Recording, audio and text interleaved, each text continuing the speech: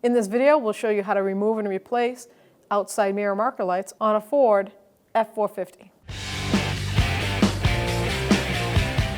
So to access this side marker lamp, there's a tab right in here. So you're going to take your glass and pry it all the way in. And you might be able to see right here is a little tab. Take a long screwdriver and you're just going to push on that tab and then slide that right out, just like that.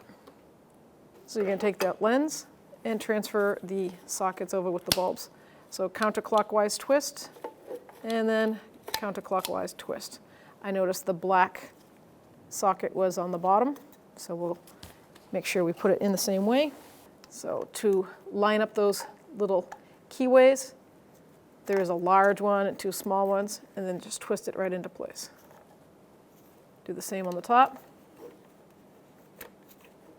And then go counterclockwise. Line up this tab on the outside, line the front up, and just push until you hear it click. When only the best will do, demand TRQ. The only company that lets you view before you do. TRQ is committed to offering the highest quality aftermarket auto parts that are engineered for peace of mind. Thanks for using and viewing with TRQ.